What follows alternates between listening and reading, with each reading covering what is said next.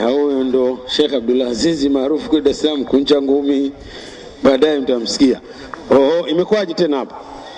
Ndugu yangu hapa, wewe mwenye jinsi hapa. Alafu ndugu zangu nyinyi Waislamu, kwa nini hamui nyinyi wasimamizi wa wenzenu? Sasa tutakuwa sio bwana, hii barabara inatakiwa wazi. Hapa ndugu zangu vipi hapa? Naomba mkae chini hapa. Kama mtu anataka kusimama na pikipiki na baskeli kule kwenye, unaona wale wenzenu, wale wala tuwaulizi. Humu ndani anaingia anakaa chini. Mada ya leo, Paulo kapewa utume na nani? Mwenyekiti kama yupo, leo Wakristo wamekuja wamenenepa sana, naona leo inshallah tunaweza kumopoa mwingine huo. Nyama za nguruwe hizo. Mwenyekiti, naomba huyo ombe maombi ya kwenu hapa ili tuingie katika mada inshallah.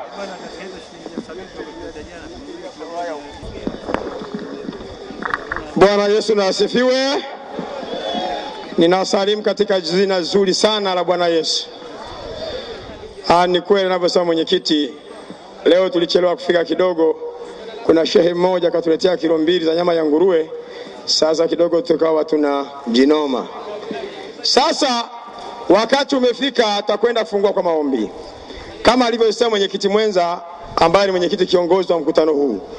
Hili ni eneo la Wakristo. Atakayekaa kule ni yule anayesema hakuna Mungu apasaye kuabudiwa kwa haki ila Yesu na Paulo mtume wake, na nguruwe ni halali kuliwa. Huyo ndiye akae kule. Ukikaa kule wewe unasema Yesu ni Mungu mkuu na Paulo ni mtume wake. Huko tunaomba tafadhali, kamba hii wanavuka akina mama takwenda kufungua kwa maombi, na yule aliyeko kule anayelinda kule Mkristo asivuke mtu yoyote hapa wala huko. Ya asante sana. Naam. Sasa atakaye kwenda kufungua ni mtumishi wa Mungu mwinjilisti Eunice. Naomba uje ufungue kwa maombi ili tuweze kuanza mkutano wetu. Mwinjilisti Eunice, karibu fungue kwa maombi. Mwinjilisti Eunice, njoo ufungue kwa maombi. Karibu. Haleluya.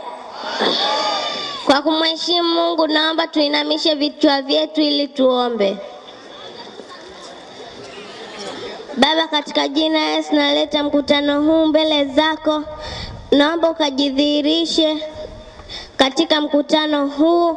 Naomba mkutano huu ukae mzuri, kusiwe na vurugu, kusiwe na vituko vyovyote. Asante Yesu kwa kuwa utaenda kuwapaka mafuta watumishi wako, wataenda kuhubiri neno la Mungu ili watu waokoke. Navunja roho za giza, roho za mapepo, roho za majini na roho za kufanya vurugu, zimeshindwa katika jina la Yesu. Na asante Yesu kwa kuwa asante Yesu kwa kuwa mkutano huu utaenda kuwa mzuri. Naomba kuamini. Amen. Asante sana. Biblia inasema kwa vinywa vya watoto sifa imekamilika. Huyu ni mwinjilisti Eunice. Ana kazi kuwafikia akina dada wenzake wa Kiislamu waje kwa Yesu kama yeye. Amen. Sasa kwa wakati huu tumeshamaliza kufungua. Wakati tumemaliza kufungua, narudia tangazo la mwisho. Wakati samba mwenyekiti kiongozi anayesema Yesu ni Mungu mkuu, Paulo mtume wake, na nyama ya nguruwe halali kuliwa, na kusali na viatu ruksa, ndio akae eneo hilo. Wanaosema Yesu Mungu mkuu na nguruwe kula ni ruksa, Paulo mtume wake, mikono juu eneo hilo. Mikono juu pote, mikono juu. Ewa. Anayekuja huko ujue kama ukimani Muislamu tunakula naye nguruwe huyo. Sio Muislamu kesha batizwa Muislamu, Mkristo asili. Asante sana mwenyekiti. Sasa naomba ni ukabidhi hadhara hii mwenyekiti kiongozi Ustaz Riko kwa anaojiri mbele yetu ili aweze kusimama mwadhiri.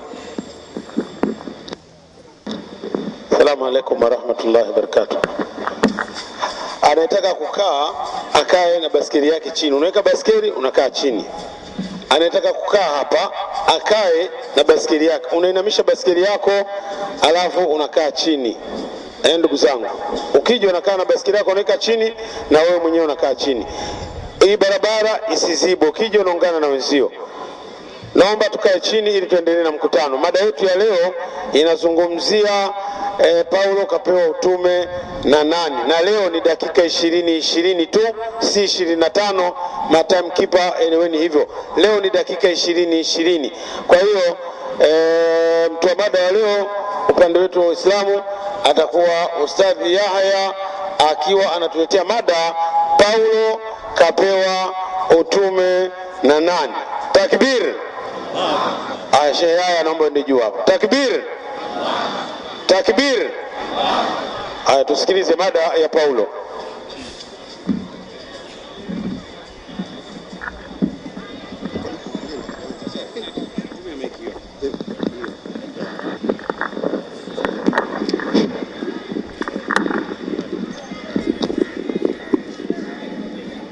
Innahu min Suleiman wa innahu bismillahir rahmanir rahim.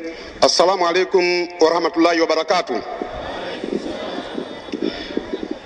Watukufu wa Islam na wale ambao hawajabahatika kuwa Waislamu, nadhani mada hii ni mada mwafaka, na kama ni mada mwafaka, nadhani ufumbuzi wote wa mada hii utume wa Paulo, na ninamuomba Mwenyezi Mungu katika maelekezo kupitia vitabu vya Mungu, basi kuanzia leo nina imani ndugu zangu wote wale wasiokuwa Waislamu watatambua kwamba Paulo si mtume, watatambua. Takbir. Lakini kabla sijaanza mada, kuna angalizo vile vile, kwa sababu hapa ni neno la Mungu. 14:34 Wakorintho wa kwanza, nenda haraka haraka. Nenda haraka haraka. Naam. 14:34 kitabu cha 14:34 Wakorintho wa kwanza. 14:34 Wakorintho wa kwanza inasema, naam, inasema wanawake na wanyamaze katika kanisa. Kwanza ieleweke, mkutano ni wa Mungu, wanawake wanyamaze katika kanisa. Maana naam, hawana ruhusa kunena katika kanisa. Kwa hiyo ni kosa kumpandisha binti hapa eti aombe dua. Ni kosa. Kama mnaheshimu Biblia kwa neno la Mungu. Hii nilikuwa nawapa salamu zenu. Ndugu zanguni Waislamu na wale ambao hawajabahatika kuwa Waislamu, jambo la kwanza ni kumtanguliza Mwenyezi Mungu. Ukimtanguliza Mwenyezi Mungu, basi ni wazi kwamba yeye ndiye mmalizaji wa ufumbuzi wote. Mfano kwetu sisi Waislamu katika sura ya 3 aya ya 179 anasemaje Mwenyezi Mungu? Hii ni kauli ya Mwenyezi Mungu. Sura ya 3 aya ya 179. Naam, 3:179 Qur'ani. Naam. Inasema, A'udhu billahi minash shaitani rajim. Bismillahir rahmanir rahim. Naam. Haiwi kwa Mwenyezi Mungu. Kwanza haiwi kwa Mwenyezi Mungu. Haiwi kwa Mwenyezi Mungu. Kuwaacha Waislamu katika hali mlionayo. Mpaka pambanue wabaya katika wema. 379. 379. 379 nenda haraka haraka. Naam, 379 inasema, 379 Qur'ani inasema, naam, haiwi kwa mtu ambaye, haiwi kwa mtu ambaye. Hii ni kauli ya Mwenyezi Mungu. Mwenyezi Mungu amempa kitabu na hukumu. Amempa kitabu na hukumu. Na unabii. Na unabii. Aseme kuambia watu kuweni wa kuniabudu mimi badala ya Mwenyezi Mungu peke yake. Kwanza ieleweke, Mwenyezi Mungu kaweka limit. Na maana gani hapa? Utume, mwenye kumtambua mtu huyu ni mtume ni Mwenyezi Mungu yeye mwenyewe. Ni Mwenyezi Mungu yeye mwenyewe. Leo hii nashangaa, thumma nashangaa, mada eti Paulo utume kapewa na nani? Kwanza ieleweke, kwetu sisi Waislamu katika nguzo 6 za imani, moja ikiwemo ya kuwaamini mitume wa Mwenyezi Mungu, katika mitume 124,000 Paulo hayumo. Paulo hayumo. Kwanza ieleweke. Leo hii bado Mwenyezi Mungu anatoa mwongozo katika 13 aya ya kwanza, kumbukumbu la Torati. Tunamtanguliza kwanza Mwenyezi Mungu. Naam, 13:1 kumbukumbu la Torati inasema, inasema ukizuka katikati yako nabii Biblia hiyo ni kumbukumbu. Huyu ni Mwenyezi Mungu, ni Mwenyezi Mungu muumba wa mbingu na ardhi. Kukizuka katikati yako nabii au mwotaji wa ndoto, akikutolea ishara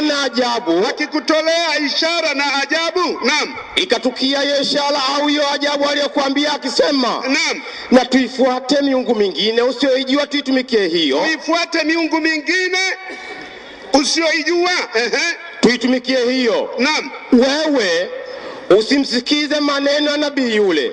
Mungu anasema usimsikilize nabii yule au yule mwotaji wa ndoto, kwa kuwa naam, Bwana Mungu wenu yuwajaribu apate kujua kwamba mwampenda Bwana Mungu wenu kwa roho zenu zote. Mwenyezi Mungu anasema huo ni mtihani, mnajaribiwa. Akizuka katikati yenu nabii akaja katangaza Mwenyezi Mungu asiyekuwa Allah, basi huyo ni mzushi, ni mtihani kwenu mmepata. Malizia. Tembeeni kwa kumfuata Bwana Mungu wenu. Naam. Mcheni na kushika maagizo yake na kuisikia sauti yake. Naam. Nanyi mtumikieni na kushikamana naye. Naam. Na yule nabii au mwotaji wa ndoto, naam, na auawe. Biblia inasema nabii yule ambaye amekuja kukengeusha kutangaza Mungu asiyekuwa muumbaji wa mbingu na ardhi, na auawe. Hebu simama kidogo, weka stopwatch. Mungu anatangaza nabii huyo auawe. Wapendwa katika Bwana, walimu wa Kikristo, akija mtu hapa kwanza tueleze hatima ya Paulo. Aliuawa au hakuuawa, na kwa nini aliuawa? Jambo la kwanza hilo. Qur'ani 33 aya 5. Kwanza naweka sawa utangulizi. Tumemtanguliza Mungu. 33:5 Qur'ani. Naam, 33:5 Qur'ani inasema, naam, waiteni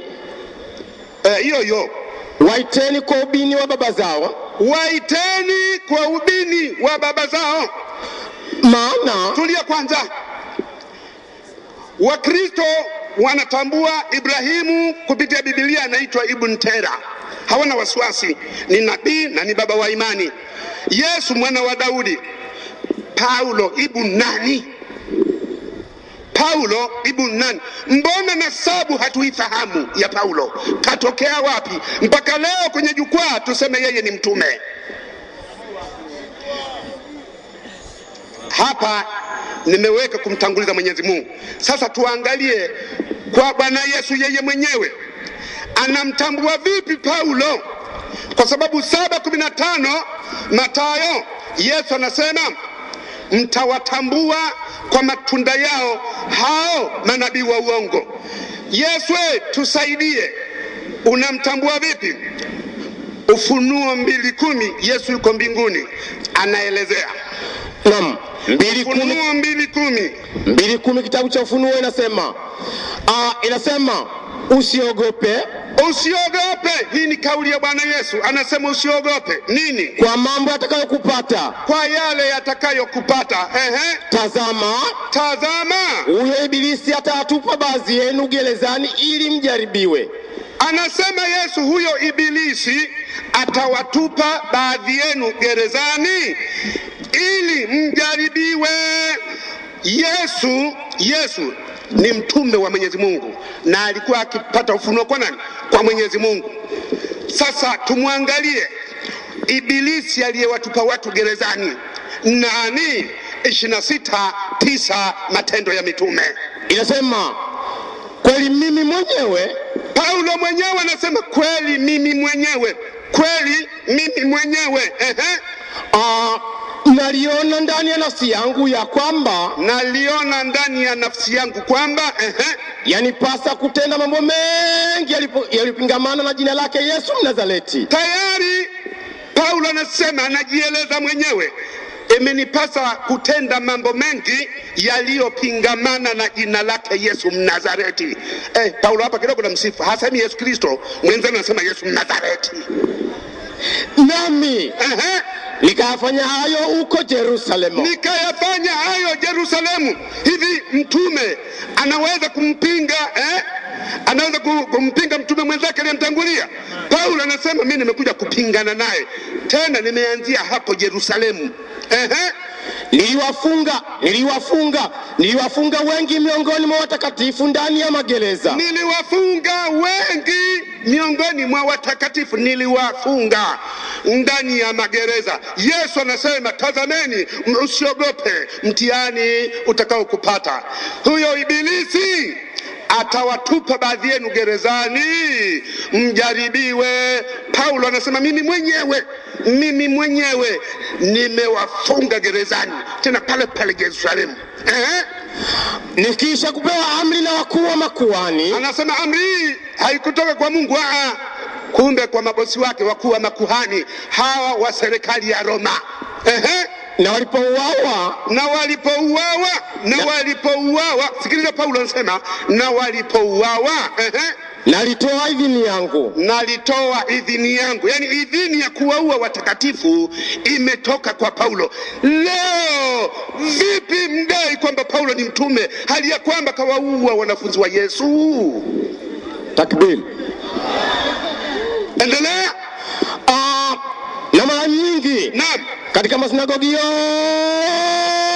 naam, naliwaadhibu. Mara nyingi katika masinagogi yote naliwaadhibu. Sinagogi Biblia inasema ni msikiti, naliwaadhibu. Sasa ni swali la kujiuliza, watu wenye kutumia nyumba ya msikiti ni watu wa dini gani? Iweka alama ya kiulizo. Endelea. Nikawashurutisha kufanya nini? Kukufuru. Nikawashurutisha kukufuru. Hivi ndugu zangu ni Waislamu hapa Tanga, hivi kweli mtu wa namna hii anaweza kuwa mtume? Hawezi akawa mtume. Ndio maana Yesu anasema mtawatambua kwa matunda yao. Matunda ya Paulo tunachuma ni mabovu. Nikawashurutisha kukufuru. Kufuru moja aliyoiweka ni Wakorintho wa kwanza 1:25. Yani hapo hajadai utume huyo Paulo. Inasema Wakorintho wa kwanza 1:25 inasema. Wakorintho wa kwanza, angalia kufuru yenyewe. Halafu leo bila aibu mseme Paulo ni mtume. Mmepata wapi ndugu zanguni? Wapi Mungu anasema Paulo ni mtume? Kwa sababu upumbavu wa Mungu una hekima zaidi ya wanadamu. Angalia Paulo anasema upumbavu wa Mungu una hekima zaidi ya wanadamu. Inna lillahi wa inna ilaihi rajiun. Na udhaifu wa Mungu, ati Mungu ni dhaifu. Jamani, moja kati ya nguzo 6 za imani kwetu sisi Waislamu, imo ya kusema Mungu ni dhaifu. Leo Paulo kapata wapi anasema udhaifu wa Mungu? Una nguvu zaidi ya wanadamu. Wamenielewa? Waliomuona Paulo uso kwa uso wanamwelewa vipi? 24:5 Matendo. Naam, 24:5 kitabu cha Matendo ya Mitume inasema. 24:5. Naam, inasema yani huyu ni mzushi, kwa maana ninayowafundisha hapa. Kwa maana tumemwona mtu huyu nani? Paulo. Ni mkorofi. Ama hakika Paulo mkorofi. Yani Biblia inasema Paulo ni mkorofi. Wewe unasema Paulo ni mtume. Why?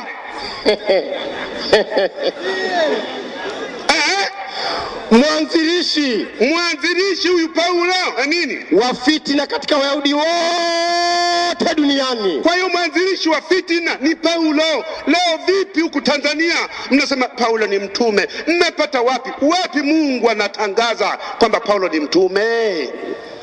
Ukija hapa meza hii ukija utoe andiko kama vile 12:18 Mathayo, Mungu anasema, Mungu mwenyewe muumba wa mbingu na nchi, Yesu ni mtumishi wangu niliyemteua, tena mpendwa wangu. Sasa litoke andiko, Mungu anasema Paulo ni mtume wangu. Takbir. ni mwanzilishi wa fitina. Moja ya fitina aliyoifanya ni 18:12 Matendo ya Mitume. 18:12 Matendo ya Mitume. Paulo kawaua Waislamu. Leo ndugu zetu wanasema Paulo ni mtume, kaingia msikitini kuwaua Waislamu. Na ndio maana mimi na majonzi makubwa sana kuona nani kampa utume Paulo. Ndio mje tufahamishe nani kampa utume Paulo. Kama ni Mungu, andiko gani? 18:12 inasema, naam, hata Galio alipokuwa liwali wa Akaya, Wayahudi wakamwinukia Paulo. Kwa nini? Kwa nia moja. Wayahudi wakamwinukia Paulo kwa nia moja. Wakamleta mbele ya kiti cha hukumu. Wakamleta mbele ya kiti cha hukumu huyu Paulo. Naam. Wakisemaje? Mtu huyu wavuta watu ili wamwabudu Mungu kinyume cha sheria. Kumbe kazi ya Paulo ni kuwavuta watu wamwabudu Mungu kinyume cha sheria. Ndio fitina yenyewe. Leo hii hakuna Mkristo anayesujudu, hakuna anayetawadha. Yaani naambia msikitini ndio nyumba iliyokuwa ikifanyia ibada ya Yesu. Leo naambia unakimbilia kanisani. Angalia maajabu, thumma ajabu. Paulo tumekampa nani? Kama ni Mungu, andiko gani? Paulo unasemaje? 12:7 Wakorinto wa pili. Msikilize Paulo. Naam, 12:7 kitabu cha Wakorinto wa pili inasema. Wakorinto wa pili 12:7. Na makusudi nisipate kujivuna kupita kiasi kwa wingi wa mafunuo hayo. Naam. Nalipewa mwiba katika mwili. Paulo mwenyewe anasema alipewa mwiba katika mwili. Paulo anasema alipewa mwiba katika mwili. Ili mjumbe wa shetani. Paulo mwenyewe anasema mjumbe wa shetani. Paulo mwenyewe anasema yeye ni mjumbe wa shetani. Na ndio maana anajieleza 12:11 Wakorinto wa pili hapo 12:11. Nimekuwa mpumbavu. Kidume kinajieleza nimekuwa mpumbavu. Ninyi mmenilazimisha. No, mnamlazimisha wewe. Paulo ni mtume. Ye Paulo anasema nimekuwa mpumbavu, ninyi mmenilazimisha. Nenda 15. Inasema nenda 15:9. Wakorinto malizia. Wa kwanza. Inasema wewe 11:16 Wakorinto wa pili. Ndio hiyo nisiache. 11:16 Wakorinto wa pili. 11:16 Wakorinto wa pili nasema. Nasema tena. Yaani nasema tena ina maana alishawahi kusema. Nasema tena. Mtu asidhani ya kuwa mimi ni mpumbavu. Mtu asidhani ya kwamba mimi ni mpumbavu, mimi Paulo. Lakini mjaponidhania hivyo. Mjaponidhania hivyo. Mnikubali kama mpumbavu ili mimi nami nipate kujisifu ngaa kidogo. Huyu ni Mr. Misifa. Sasa Mr. Misifa vipi mnakomaa kwamba ni mtume? Endelea. Ninenalo.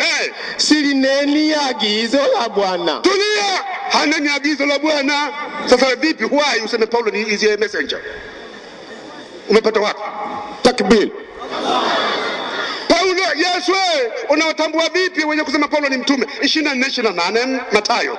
24:28 Mathayo. Kwa maana popote ulipo popote ulipo mzoga ndipo akusanyikapo tai. Kwa maana popote ulipo mzoga ndipo atakapokusanyika tai. Nani mzoga? Nani tai? Wagalatia 5:7. Galatia 5:7 inasema. Ukiona mizoga ndio hiyo inanena tu Paulo wewe ni mtume. Paulo ni mtume. Mlikuwa mkipiga mbio vizuri. Paulo anasema mlikuwa mkipiga mbio vizuri. Ni nani aliyewazuia nyinyi msitii kweli? Ni nani aliyewazuia ni msitii kweli? Kushawishi huku. Na hakukutoka kwake yeye anayewaita ninyi. Chachu kidogo. Uchachua donge zima. Unaona maneno ya kachachua kidogo. Wenzetu wale wanasema huyu Paulo ni mtume. Takbir. Maneno Galatia 3:15 Paulo anajieleza. Je, ni agizo la Mungu? Galatia 3:15. Galatia 3:15. Huyo ni Paulo. Anasema wa kuogopwa kama ugonjwa wa ukoma. Ndugu zangu. nanena kwa jinsi ya kibinadamu. Nanena kwa jinsi ya kibinadamu. Naam. Lijapokuwa ni agano la binadamu. Lijapokuwa ni agano la kibinadamu. Hata hivyo likisha kuthibitika kwenye nyoyo za ndugu zangu wa Kristo,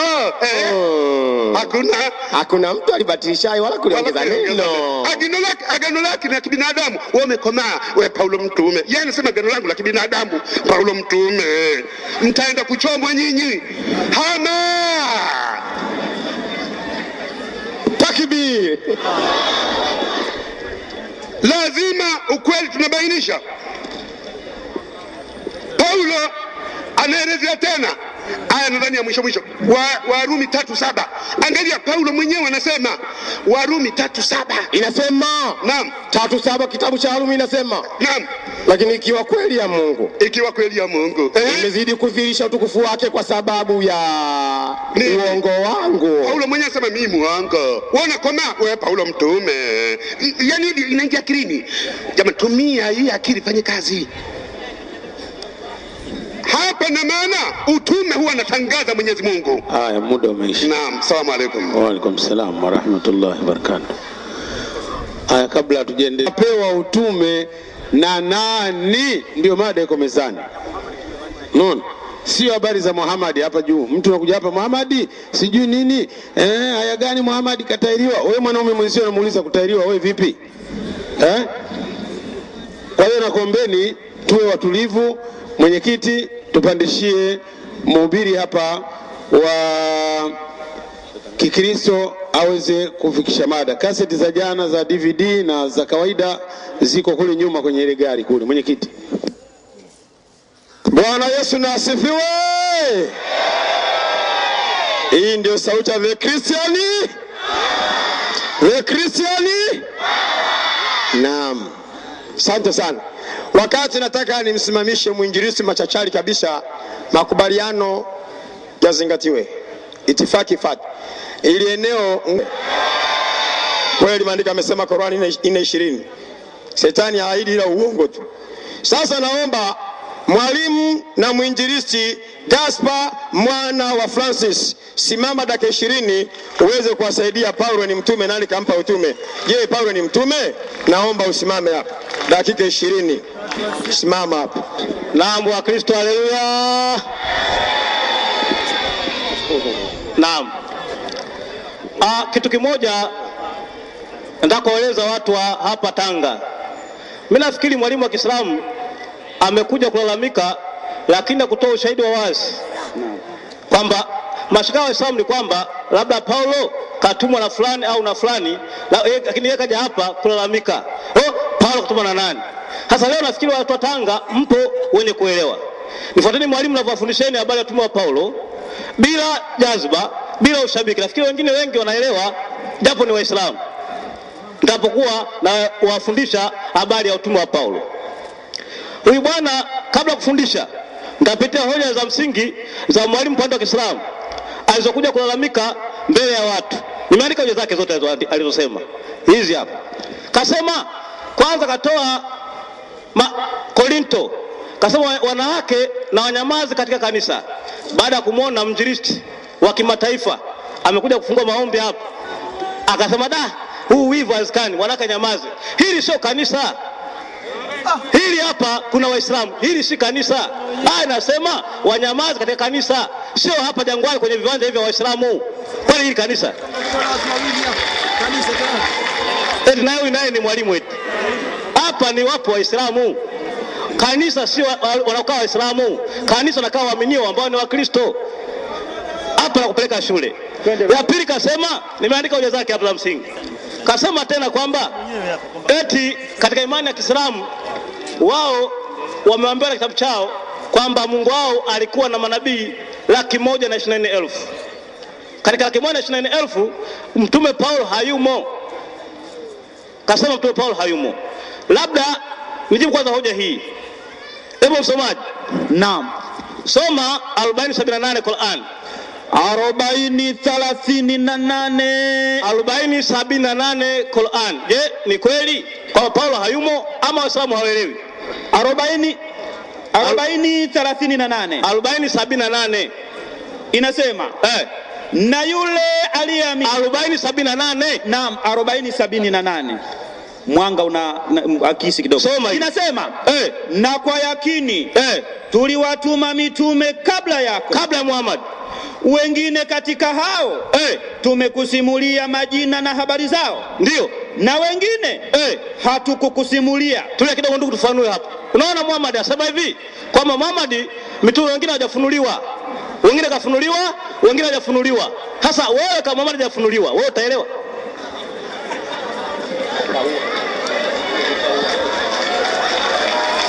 Na ndio maana Waislamu wameshindwa kuelewa utume wa Paulo, kwa maana ya kwamba Qur'ani haijafunuliwa juu ya utume wa Paulo, ndio maana hawaelewi hao. Sasa maliza. Inaendelea kusema. Inasemaje hiyo? Inasema ndio, na wengine hatukukusimulia na haikuwa kwa mtume yoyote kule huleta muujiza wowote ila kwa idhini ya Mwenyezi Mungu. Hoja anaendelea kusema kwamba haikuwa mtume yoyote kuleta miujiza ila kufunuliwa na Mungu mwenyewe. Kwa mtume ambaye anaweka miujiza, Mungu ndiye anafunulia, ndio afanye ile miujiza. Sasa tuangalie hoja ya Allah. Je, Paulo ametimiza hilo? Amefanya miujiza kama alivyosema ili awe mtume wa Mungu? Hivi ndio vitu vya mtu kuelewa. Nenda msomaji Matendo 19:11. 19:11 kitabu cha Matendo ya Mitume, nitasoma katika jina la Yesu. Ubarikiwe. Mungu akafanya kwa mikono ya Paulo miujiza mingi kupita kawaida. Ndio.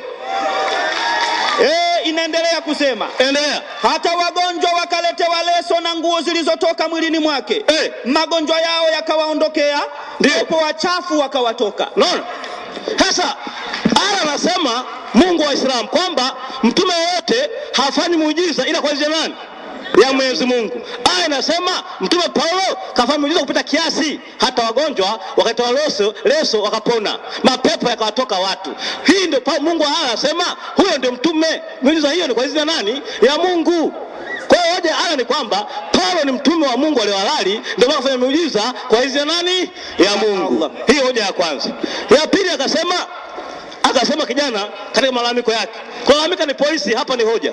Anasema kwamba 3:79 Qur'ani ametoa aya hii. Sio hii. Sasa 5:5 Qur'ani. 33:5. 33:5 Al-Karim inasema. Akasema ubini. Mbona Paulo hana ubini?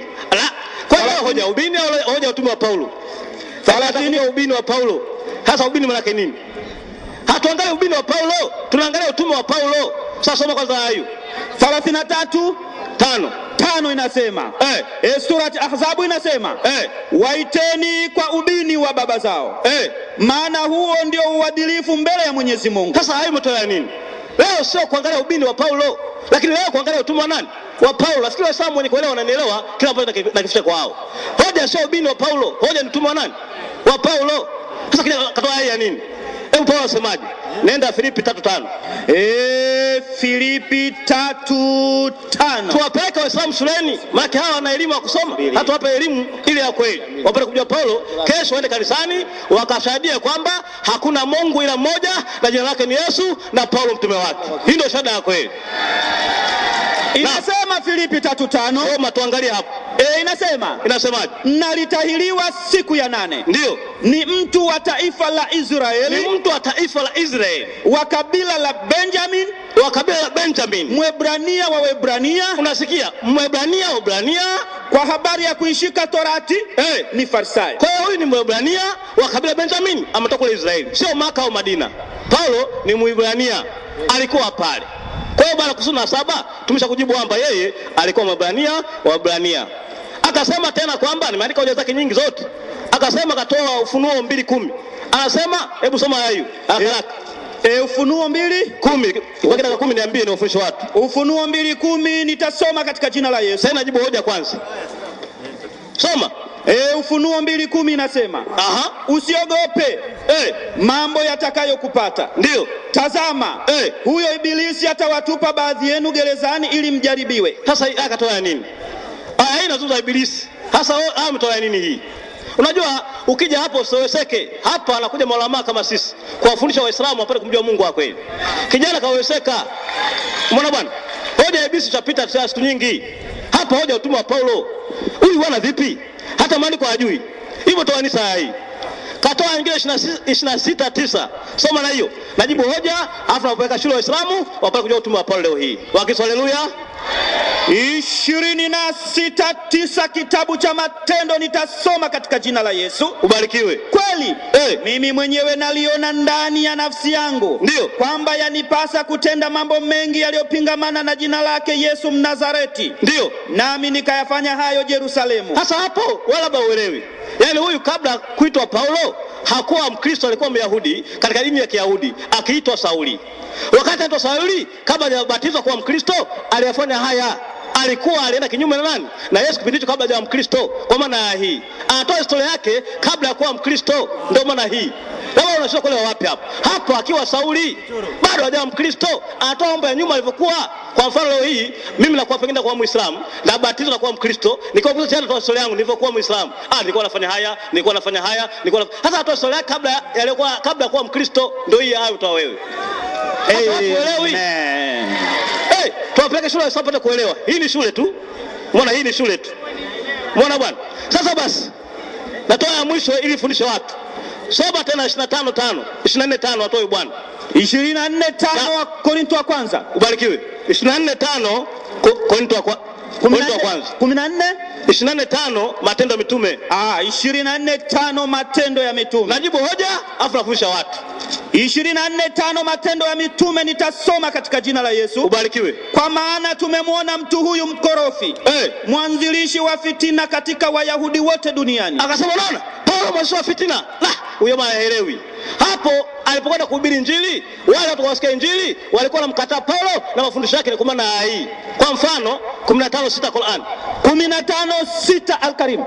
15:6 Al-Karim inasema. Mfano tu. 15:6 inasema 15:6. Inasema na walisema kwa istizahi. Wewe uliyeteremshiwa mawaidha, hakika wewe Muhammad ni mwenda wazimu. Unaona? Hapa maana ambapo mwenda wazimu, je, tuangalie kama alivyo. Aliwaambia watu akamwambia wewe ni mwenda wazimu. Wale walikuwa wanawaambia. Sasa je, tuseme hapo vipi? Yanapo wao mwenda wazimu. Hapo maneno anaambiwa na wale watu walikuwa wanaambia wale zake kwamba wewe Muhammad akawa ni mwenda wazimu. Haya kama hii ndio Paulo anaambiwa kule baada ya kuhubiri Injili, wakawa wanamkataa Paulo, akamwambia wewe mwanzo wa fitina tu. Hawataki kumwambia Bwana Yesu. Ndio maana akamwambia vile. Sasa wewe unashinda kule wapi bwana ndugu yangu ya haya? Au shule ndogo? Huyu shule ndogo tu. Sasa tupeke shule ya Sam mpate kuelewa. Amen. Wapi haleluya. Amen. Haleluya. Sasa kidogo labda nafundisha watu, hii ishaeleweka hoja zake dhaifu, haya kwa malalamiko tu kwamba alikuwa hajaenda shule. Sasa tuwafundisha Waislamu mpate kuelewa utume wa Paulo. Ndugu zanguni, kama nilivyosema mwanzo kwamba Paulo kabla kuitwa Paulo alikuwa akiitwa Sauli hapo kabla hajakuwa Mkristo. Watu wanapata hayo. Msomaji, nawafundisha watu sasa wapate kujua utume wa Paulo leo hivi anja hivi. Anza Matendo ya Mitume sura ya 9 aya ya kwanza.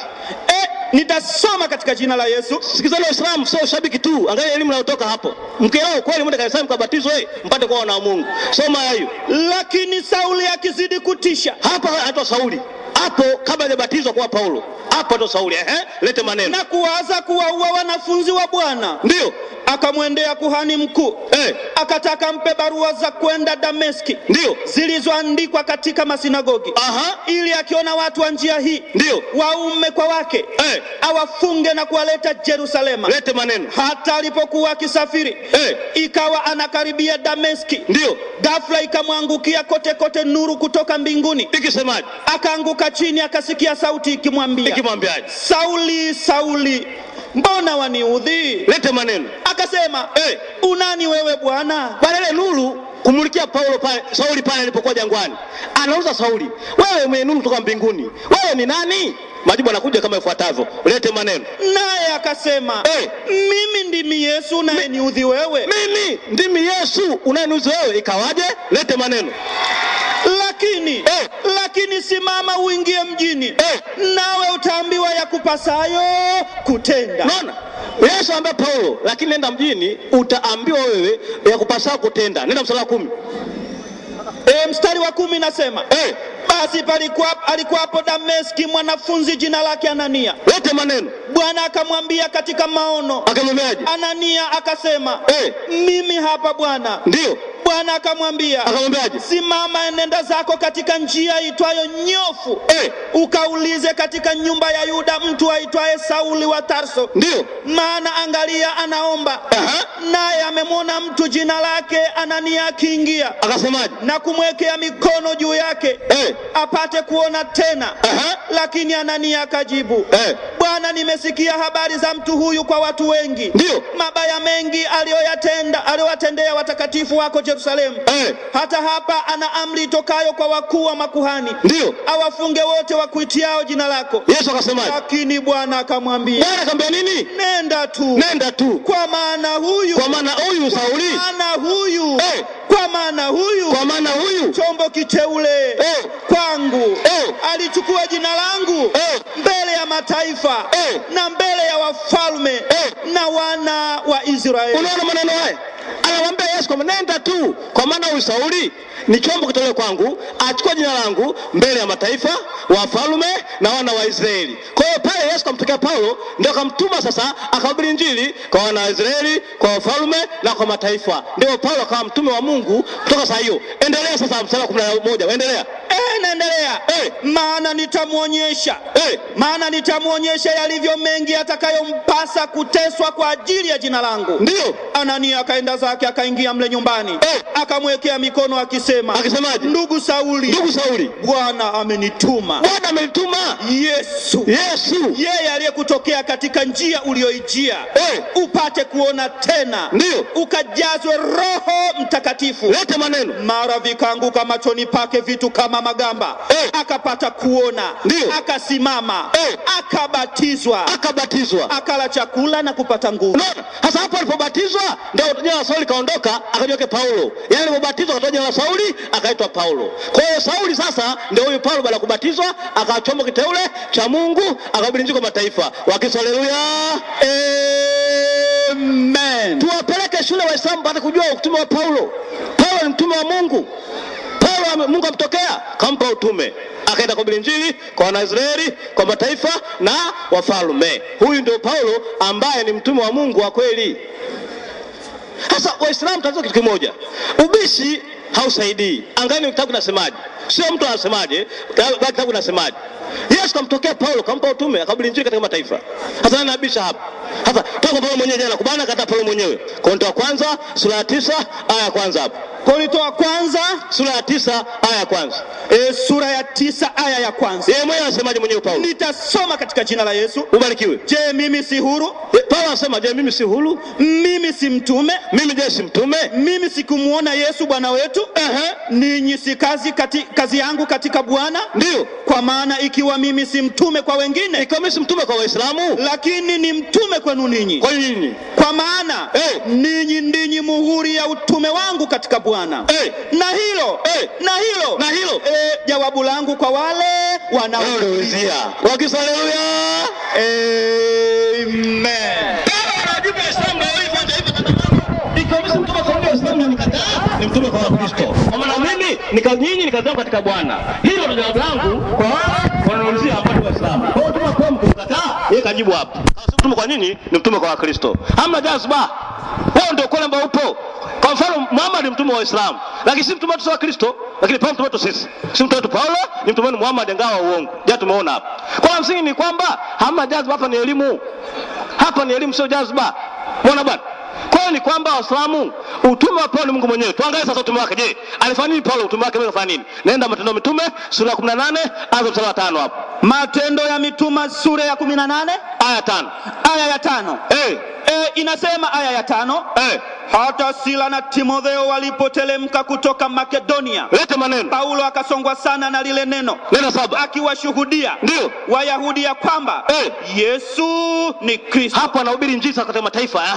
Walipopingamana naye na kumtukana Mungu, akakung'uta mavazi yake.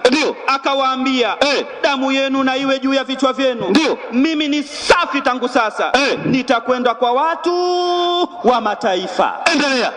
Inaendelea kusema, akaondoka huku akaingia katika nyumba ya mtu mmoja jina lake Tito Yusto, mcha Mungu, ambaye nyumba yake ilikuwa mpaka mmoja na sinagogi. Na Krispo mkuu wa sinagogi, yani imamu huyu, akamwamini Bwana na nyumba yake yote yote. Na maneno haya. Kwa hiyo Paulo baada ya kuhubiri Injili, mkuu wa sinagogi, yani mkuu wa msikiti, imamu wa msikiti akamwamini Bwana kwa imani yake yote. Ikawaje? Lete maneno. Wakorinto wengi waliposikia waliamini, wakabatizwa. Wakisema haleluya.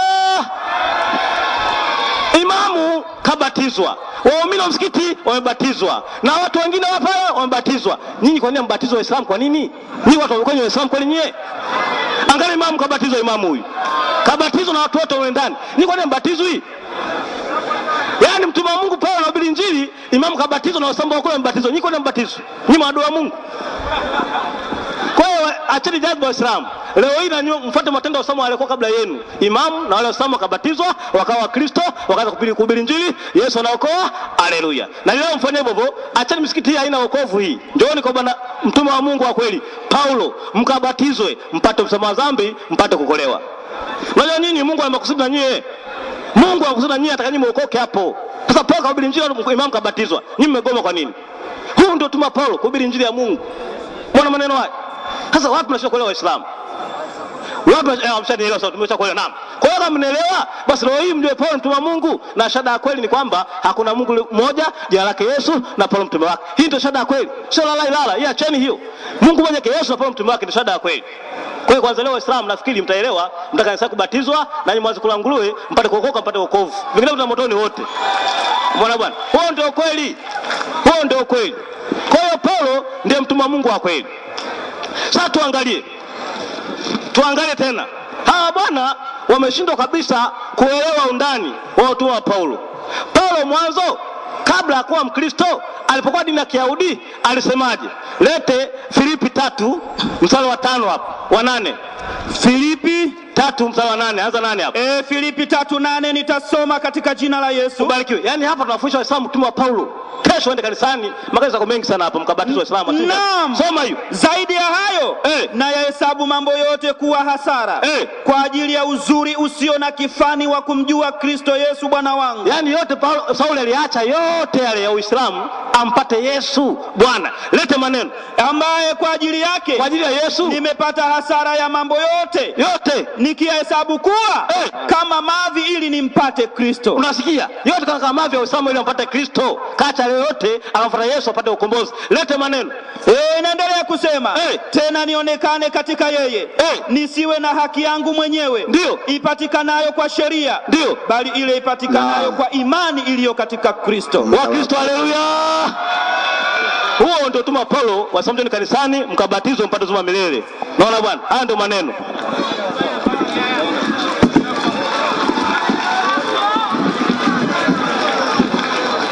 Naam.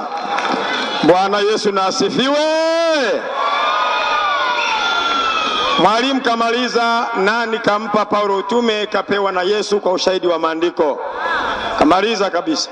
Sasa kwa wakati huu sitopenda nichelewe sana, nitakwenda kumkabidhi mwenyekiti Mike. Ili eneo la nyuma tulisema wasiwepo watu, lakini nashangaa kwamba tatizo ni nini. Kweli kama una Yesu ndani ni matatizo makubwa. Naomba mwenyekiti mwenza, wanaohitaji masomo yapo hapa aina mbalimbali, shilingi 1000.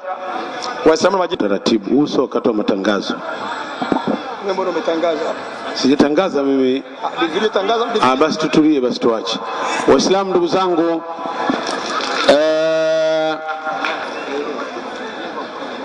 sasa hivi tunaingia kwenye dakika 10.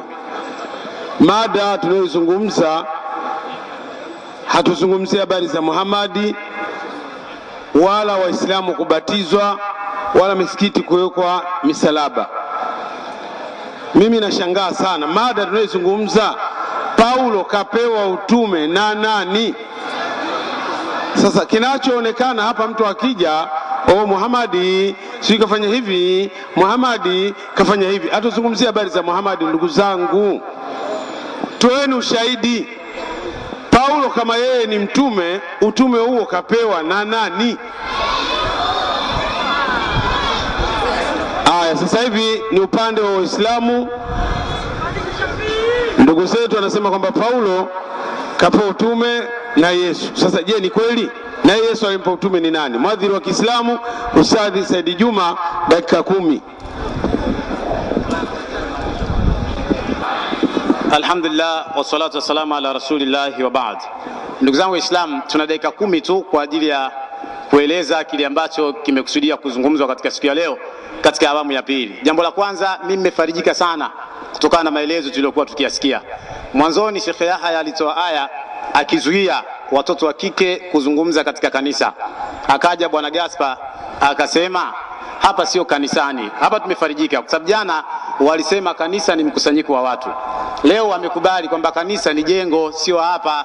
Sasa ukisema hapa sio kanisani wakati tumekusanyika, tumsalieni mtume wa Islam. Hilo la kwanza, ndio utajua kwamba uongo siku zote, ukiwa muongo usiwe msahaulifu. Ukisahau kesho utakuja kujichanganya. Sasa kaletwa mtu hapa anasema hili sio kanisa, sasa sio watu, hawajakusanyika. Na nyinyi mmesema kanisa mkusanyiko wa watu. Sasa maana yake nini? Huku ndiyo kudhihirisha ule ukweli. Baadaye jamaa akaja akasema Paulo ni mtume wa Allah kwa sababu Allah akasema nabii afanye miujiza na Paulo kafanya miujiza. Hawa juzi walikataa Allah sio Mungu. Leo wanasema Paulo ni mtume wa Allah kwa sababu dalili zote za mitume wa Allah Paulo alikuwa nazo. Sasa hii sisi tunaita ni kushindwa. Tumsalieni mtume Muhammad. Kasema mwalimu wenu, nafikiri nyote mmemsikia. Na naomba hayo masikio yenu miyatege vizuri kwa sababu dakika 10 mimi nimepewa kazi ya kuja kumalizia zile chepe za mwisho katika kaburi la marehemu Ukristo. Hapa ndo tunazika Ukristo. Tuelewane vizuri maana. Vile vile akatoa aya katika Qur'ani watoto waitwe kwa ubini. Sasa hii ndio shida ya Yahya, alitaka kujua baba yake Paulo nani. Sasa wewe umekuja waitwe kwa ubini, hujamtaja baba yake Paulo nani. Kwani ulikuwa hujamsikia huyo au ulikuwa hujui anataka kitu gani? Anataka baba yake Paulo nani? Yaani ukirudi tena hapa useme Paulo baba yake nani? Yesu hana baba katika ulimwengu, kila mtu anakubali. Basi tunamuita Isa bin Maryam. Muhammad baba yake anaitwa Abdullah. Huyu Paulo baba yake nani? Hilo ndio swali. Lakini tuje katika maelezo ambayo ni majibu ya msingi yaliyotolewa na Wakristo. Wakristo wamesema Paulo katumwa na Yesu. Jamani, mmesikia au hamjasikia? Na nafikiri hata kwa upande wa Wakristo hilo litakuwa linakubalika. Mkataba hatuna nafasi ya kuwauliza, lakini hata mwenyekiti aliposema tunataka tujue Paulo katumwa na nani, wakasema kina baba na kina mama wa Kikristo Yesu. Tena watoto wa kike wanaruka kabisa, wana uhakika na wanachongea, wanasema katumwa na Yesu. Ebrania 3:1. Naam, Ebrania 3:1 inasema, naam, ndugu watakatifu, ndio wenye kushiriki mwito wa mbinguni, mtafakarini sana nani mtume nani, na kuwa ni mkuu wa maungamo yetu nani? Yesu. Yesu inatosha. Biblia inasema wewe Yesu mwenyewe mtume. Angalia hasara iliyowafika ndugu zetu. Leo wanatangaza mtume katumwa na mtume. Hivi jamani, tupo sawa sawa kwenye haya maandiko? Wanajielewa hawa? Eti wanasema mtume katumwa na mtume. Biblia inasema Yesu mtume. Leo mtu anakomaa kabisa Yesu, tena watoto wa kike wanaruka Yesu. Jamani, sasa msome basi kwanza haya maandiko, tusikurupuke. Yesu mwenyewe anamjua vizuri Paulo. Mmetoa Filipi 3:5. Paulo anasema yeye ni Farisayo. Nafikiri mmeisoma, mmesikia. Sasa Yesu anamwambiaje Paulo? Paulo ni nani? Paulo anasema yeye ni Farisayo. Yesu anasema Paulo kwa kuwa ni Farisayo ni nani? 23:13 Mathayo. 23:13 Mathayo. Inasema, ndio, ole wenu waandishi na Mafarisayo wanafiki. Takbir! Yesu anasema Mafarisayo wote wanafiki. Na Paulo kasema yeye ni nani? Farisayo. Waislamu sijasikia Paulo kasema yeye ni nani? Na Yesu anasema Mafarisayo ni kina nani? Wanafiki. Kwa mujibu wa Yesu Paulo ni nani? Mnafiki. Anaweza kuwa mtume huyu? Takbir! Huyu Paulo mnafiki. Yesu kasema Paulo mnafiki kwa sababu Paulo ni Farisayo, na Yesu kasema Mafarisayo wote wanafiki. Faida nyingine, ukiwa muongo usiwe msahaulifu. Yule mtoto mfupi kaja hapa anasema imamu kabatizwa hapo. Imamu kabatizwa. Jana walisema Muislamu wa kwanza Khadija. Leo wanasema hapana, Waislamu na maimamu walikuwepo kabla ya Khadija, tangu wakati wa Yesu. Hapa kasikika kasema tangu wakati wa Yesu kuna Muislamu alibatizwa. Sasa huyo Muislamu alibatizwa vipi kama Uislamu haukuwepo? Maana yake leo kakubali bila kujitambua kwamba Uislamu ni dini iliyokuwa zamani, na kwa ushahidi aliyotoa imamu alibatizwa kabla Muhammad yajaja. Maana yake Uislamu ulikuwepo tangu zamani. Sisi tunamaliza shughuli, nimekuja kuzika hapa. Ndugu zangu Waislamu, jana walitoa aya kwamba Muhammad si karogwa, Muhammad si mwenda wazimu. Watu wamezungumza hivyo. Leo anakuja mwenyewe anainukuu ile aya ya Qur'ani, anasema wale makafiri walisema kwa istizai kwa ajili ya kumtetea Paulo. Anakubali kwamba hata wale makafiri waliomtukana mtume walimtukana kwa istizai. Kwa leo ukakubali yale mambo yote mtume alikuwa anaambiwa na makafiri ili apate gepi ya kumtetea Paulo. Katoa aya wale makafiri walisema kwa istizai, kumbe mtume alikuwa anafanyiwa joking na makafiri katika ile mada yao ya jana, na si kweli kwamba labda aliathirika na uchawi au ni mwenda wazimu kweli. Kaja kusahihisha jana, kachafua, leo kaja kasafisha. Tunawapenda. Takbir. Na ndio maana sio tutakomana mpaka dakika ya mwisho. Wana faida kubwa sana. Jana wamechafua, watu wameingia katika Uislamu, leo wamesafisha, sijui itakuwaje. Ndugu zangu Waislamu, kingine ambacho labda mimi sasa nieleze katika kile ninachotaka kiwe faida kwa watu. Tunaposema kwamba Paulo sio mtume, sisi hatufanyi uonevu. Wakatoa aya Paulo eti katokewa na Yesu. Maneno ya uongo kabisa kabisa, haya yasiyoeleweka. Wakatoa aya Paulo anakwenda kwa Mayahudi anawaambia kuwa Yesu ni Kristo. Mayahudi wakakataa katika 18:5 Matendo, wakapingamana naye. Lakini sasa walipopingamana naye hawakujua kwa nini Mayahudi walikataa Paulo aliposema Yesu ni Kristo. Kwa nini Mayahudi walikataa? 24:3-5 Mathayo 24:3 inasema, naam, kitabu cha Mathayo 24:3-5 inasema, ndio, naam, inasema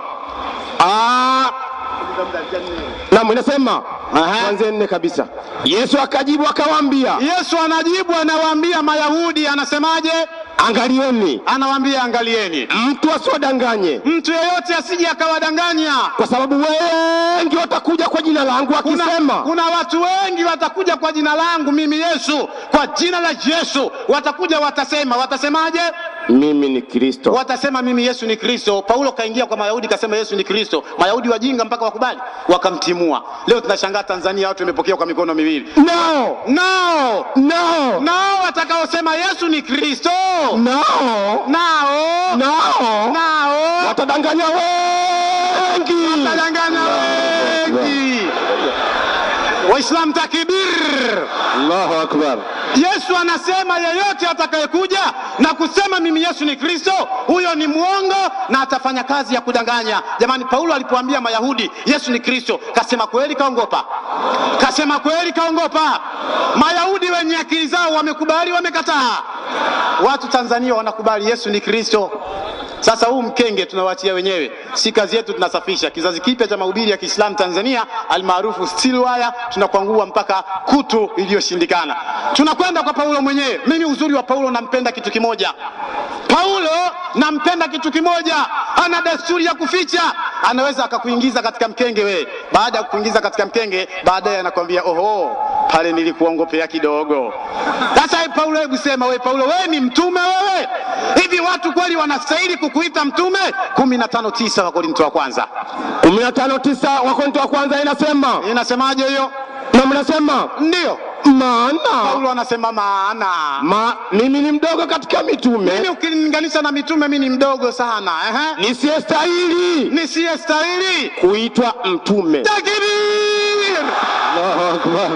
Paulo anasema mimi sistahili, sifai kuitwa mtume. Leo anakuja mtu hapa sasa, Paulo mtume wa Yesu, katokiwa na Yesu, umepata wapi wewe? Paulo anasema sistahili kuitwa mtume. Rudia tena mwisho hapa, anasema nisie maana mimi Paulo maana sistahili kuitwa mtume. Takbir. Paulo anasema hafai kuitwa mtume, na ndio maana kwa sababu hafai kuitwa mtume, matendo yake, mafundisho yake ni watu wa motoni. Paulo alijijua kwamba kwa haya ninayofanya mimi moto ndio makazi yangu. Paulo akaanza kutoa machozi, anajililia na nafsi yake. 7:18 Warumi.